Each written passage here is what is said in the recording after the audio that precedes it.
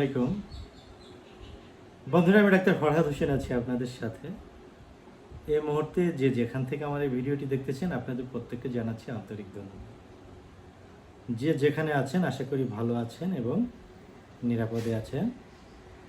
আজকের এই ভিডিওর মাধ্যমে খুব গুরুত্বপূর্ণ একটি আলোচনা করব, যে আলোচনাটি আপনাদেরই একজন করেছে, একটি গুরুত্বপূর্ণ কমেন্ট লিখেছেন অনেক কষ্ট করে। সেই কমেন্টের আলোকে কিছু ইনফরমেশান শেয়ার করব। দেখি কমেন্টটি কি লেখা হচ্ছে। আসসালামু আলাইকুম বড় ভাই। ওয়ালাইকুম আসসালাম। আল্লাহর ওয়াস্তে আমার কমেন্টের একটা রিপ্লাই ভিডিও দিবেন ইনশাল্লাহ। আমার সমস্যা আছে, আমার বিবাহের বয়স 10 বছর, 2টা বাচ্চাও আছে আলহামদুলিল্লাহ। খুব ভালো একটা পরিবার নিয়ে আছেন, হ্যাপি ফ্যামিলি কাটাচ্ছেন। কিন্তু 1 বছর যাবৎ আমার বীর্য পানির মতো পাতলা ও লিঙ্গ প্রবেশ করানোর সাথে সাথে বীর্য বের হয়ে যাচ্ছে। 1 পানির মতো পাতলা, 2 সাথে সাথে বীর্যপাত হয়ে যাচ্ছে। এখন আমি কি ওষুধ ব্যবহার করতে পারি? দয়া করে একটা পরামর্শ দিবেন। প্রথমত, বীর্য পানির মতো পাতলা, এই সমস্যার উপরে 3টা ওষুধ বলবো। একটা হচ্ছে সেলেনিয়াম, 2 নম্বর ডামিয়ানা, 3 নম্বর অশ্বগন্ধা। এছাড়া আরও মেডিসিন আছে যেগুলো ঘনত্ব বৃদ্ধি করতে কাজ করে।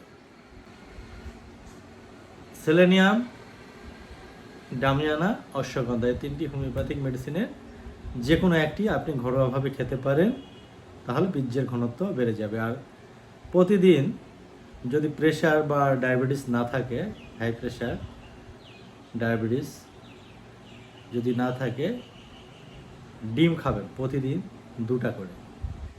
প্রতিদিন 2টা ডিম খাবেন। এর পাশাপাশি 1 কাপ দুধ খাবেন, 1 গ্লাস পরিমাণে দুধ খাবেন। দুধ এবং ডিম এটি পরবর্তী আপনার সমস্যা কোনো না থাকলে চলতে থাকবে ধারাবাহিকভাবে। এই সিজনে আপনি তরমুজ খাওয়ার চেষ্টা করবেন। তরমুজ খেলে আপনার টেস্টোস্টেরন হরমোনের লেভেলটা বেড়ে যাবে। আর মাঝে মাঝে কলা, কাজু বাদাম এগুলো খান, অটোমেটিক আপনার বীর্যের ঘনত্ব বৃদ্ধি পাবে। আর সেলেনিয়াম এটি 2 ফোঁটা করে খেতে পারেন 3 বেলা খাবারের আধা ঘন্টা আগে।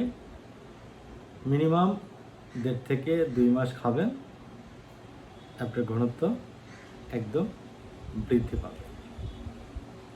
ভালো থাকবেন। আপনাদের মন্তব্যগুলো কমেন্ট বক্সে জানান। নতুন ইনফরমেশন নিয়ে আপনাদের সামনে আবার হাজির হব। আল্লাহ হাফেজ।